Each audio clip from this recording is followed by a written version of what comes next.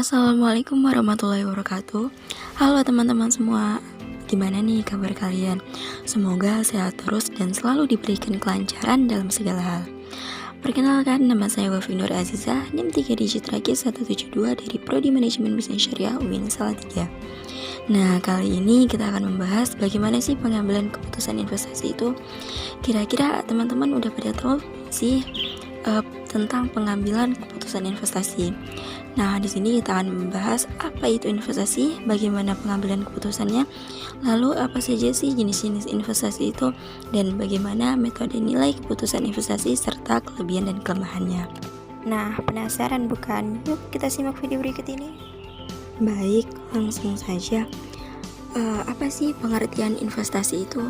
Nah, investasi sendiri itu adalah komitmen dana untuk satu atau lebih aktiva pembiayaan yang akan ditempatkan pada saat ini untuk jangka waktu tertentu guna memperoleh hasil atau pengerolehan yang lebih besar dari masa yang akan datang.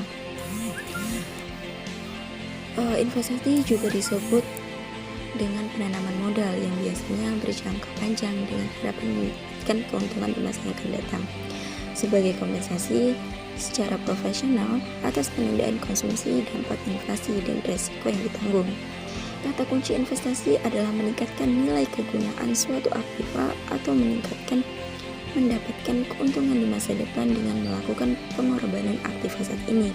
Jadi, investasi ujung-ujungnya adalah mendapatkan keuntungan di masa yang akan datang. Nah, lalu apa sih yang dimaksud dengan keputusan investasi? Keputusan investasi adalah keputusan keuangan yang diambil oleh manajer perusahaan yang penting bagi perusahaan. Keputusan investasi dapat dipengaruhi oleh kas perusahaan yang tersedia, tingkat penjualan perusahaan, tingkat hutang, dan ukuran perusahaan. Dan menurut Hen Horne tahun 1998, keputusan investasi merupakan hal yang penting bagi tiga keputusan dalam hal penciptaan nilai. Investasi modal, alokasi modal untuk proposal investasi yang manfaat apakah itu terwujud di masa depan, karena manfaat masa depan tidak diketahui dengan pasti. Proposal investasi yang diperlukan melibatkan risiko, akibatnya mereka harus dievaluasi dalam kaitannya dengan pengambilan dan risiko yang diharapkan. Tujuan keputusan investasi sendiri adalah memperoleh tingkat keuntungan yang tinggi dengan tingkat resiko tertentu. Keuntungan yang tinggi disertai dengan resiko yang bisa dikelola diharapkan akan menaikkan nilai perusahaan yang berarti menaikkan kemakmuran pemegang saham.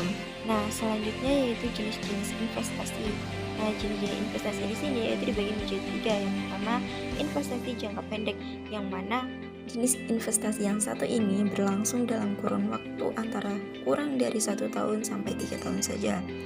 Nah, sebagai contoh, apabila kamu berusia 25 tahun dan memiliki rencana untuk menikah 3 tahun ke depan, maka dengan adanya kebutuhan dana pada 3 tahun mendatang, kamu disarankan untuk melakukan investasi di instrumen yang memiliki risiko minim atau secara sederhana memiliki fluktuasi nilai yang relatif stabil, likuiditas yang tinggi sehingga dapat dengan mudah dikonversikan dalam bentuk tunai dan memberikan pendapatan tetap.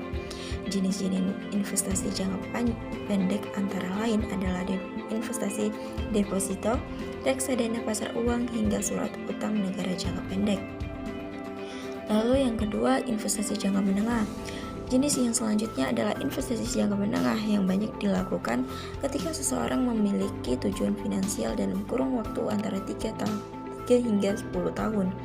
Sebagai contoh, dalam waktu 10 tahun ke depan, kamu harus mendaftarkan putra kamu ke sebuah sekolah ternama. Dengan begitu, kamu memerlukan dana yang cukup besar untuk membayar biaya yang diperlukan saat mendaftar. Mengingat dana tersebut akan dibutuhkan dalam kurun waktu di atas 5 tahun, kamu dapat memilih instrumen investasi dengan profil risiko yang sedikit lebih tinggi dari investasi deposito, reksadana pasar uang, maupun surat utang negara. Dengan profil risiko yang lebih tinggi, kamu tentu memiliki kesempatan untuk memperoleh imbal hasil keuntungan lebih tinggi. Instrumen investasi yang dapat dimiliki antara lain adalah reksadana pendapatan tetap atau obligasi swasta, hingga reksadana campuran. Dan yang terakhir yaitu yang ketiga, investasi jangka panjang. Jenis investasi selanjutnya adalah investasi jangka panjang yang digunakan ketika tujuan investasinya berada dalam kurun waktu di atas 10 tahun. Karena waktunya yang lama, investasi ini disebut dengan investasi jangka panjang. Tujuan-tujuan investasi jangka panjang sendiri dapat berupa biaya pendidikan anak, pembelian aset ke anak cucu, biaya pesta pernikahan anak, hingga dana pensiun. Semakin panjang waktu kamu untuk investasi, maka semakin fleksibel pula seseorang untuk memilih instrumennya. Kamu dapat memilih instrumen baik dengan profil risiko rendah, moderat, tinggi, bahkan hingga instrumen yang tidak dapat dikonversi dengan cepat. Beberapa instrumen investasi jangka panjang yang dapat dipilih untuk investasi jangka panjang antara lain reksadana saham, logam mulia, saham, hingga properti. Nah, selanjutnya jenis-jenis investasi. Selain berdasarkan tujuannya, kamu juga perlu memahami jenis-jenis investasi yang umum digunakan oleh berbagai kalangan dan cukup populer di Indonesia. Yang pertama, deposito.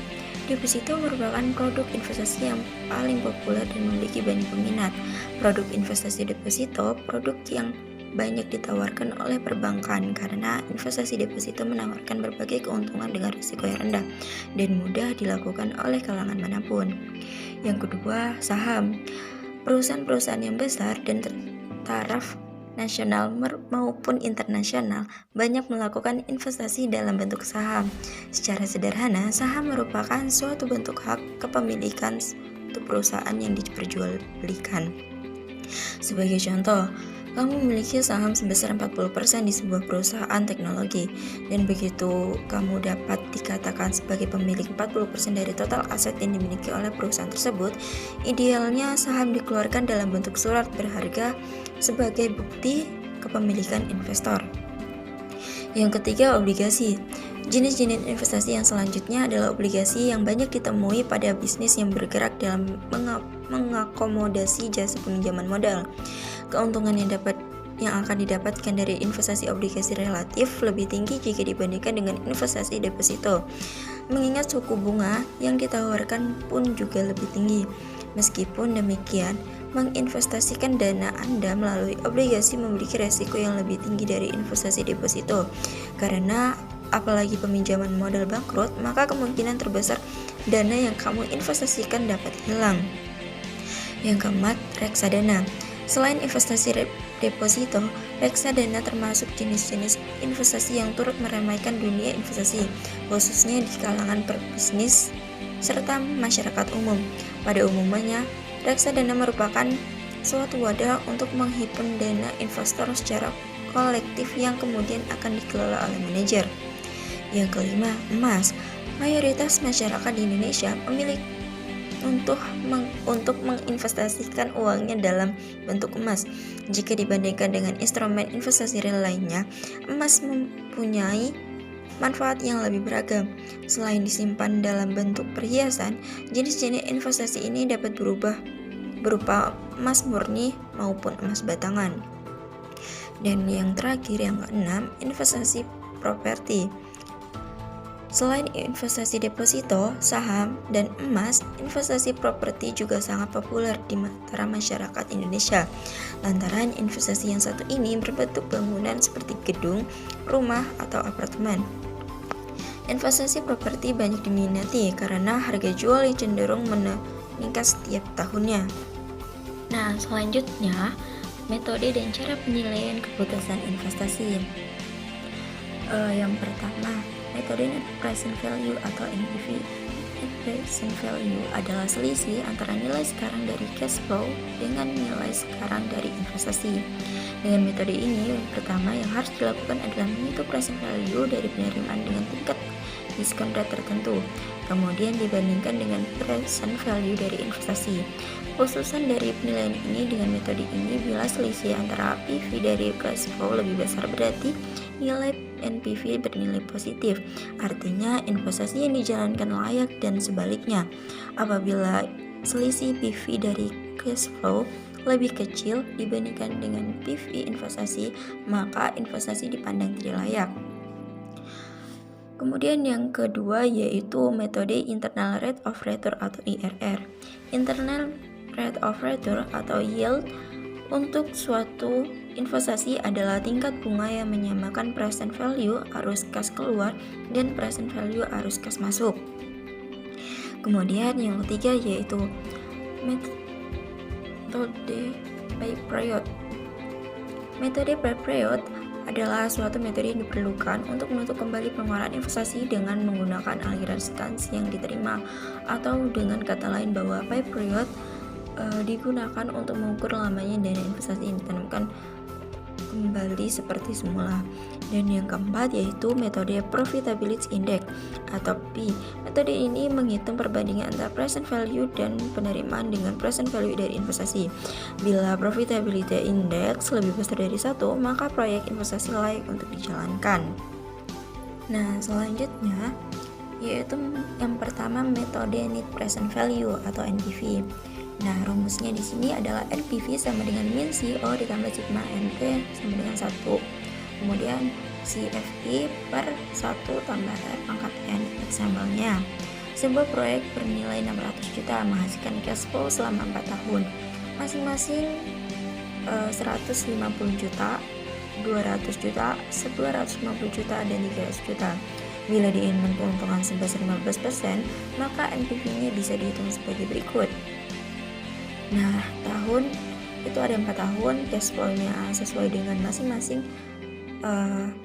investasi selama 4 tahun. Kemudian R-nya 15%, keuntungannya itu 15%.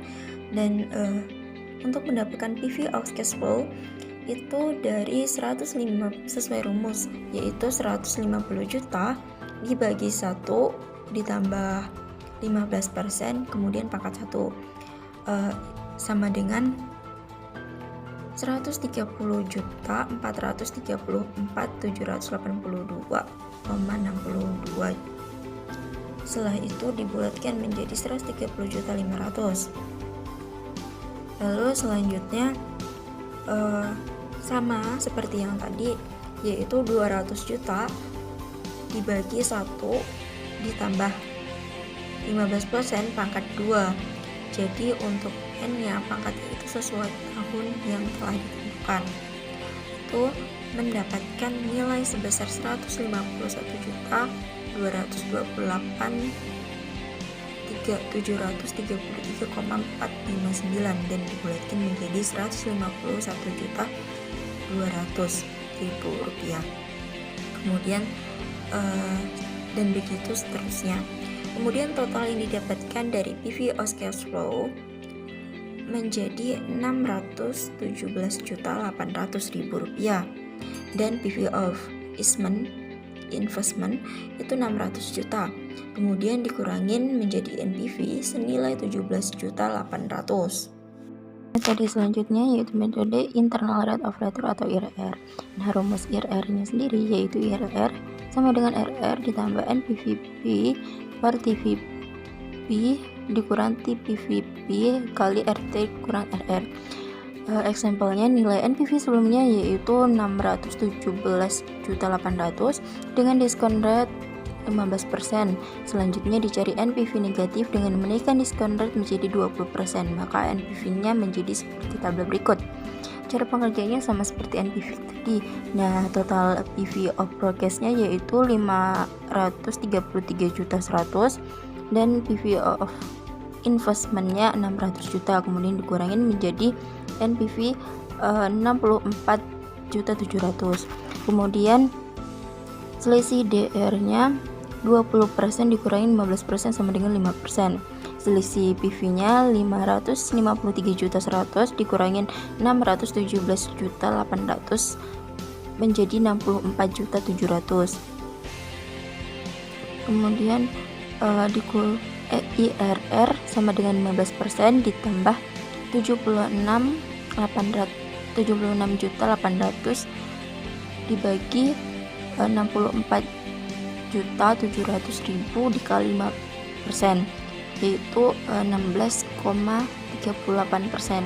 Bila IRR lebih besar dibanding keuntungan yang disyaratkan, berarti layak dan sebaliknya. Kemudian metode pay period atau PBP, kecepatan pengambilan dari investasi dan dinyatakan dalam satuan waktu. Maka rumusnya yaitu PBP sama dengan investasi atau cash flow dikali 1 tahun. Example, proyek investasi bernilai 500 juta dengan cash flow 5 tahun masing-masing 150 juta, 200 juta, dan 250 juta. Maka PBP-nya adalah investasi 500.000, cash flow pertama yaitu 150 juta per 350 juta. Cash flow yang kedua yaitu 200 juta per 150 juta. Cash flow yang ketiga yaitu 250 juta. Maka PBP-nya sama dengan 2 tahun ditambah 150 juta bagi 250 juta dikali 1 tahun sama dengan 2,6 tahun.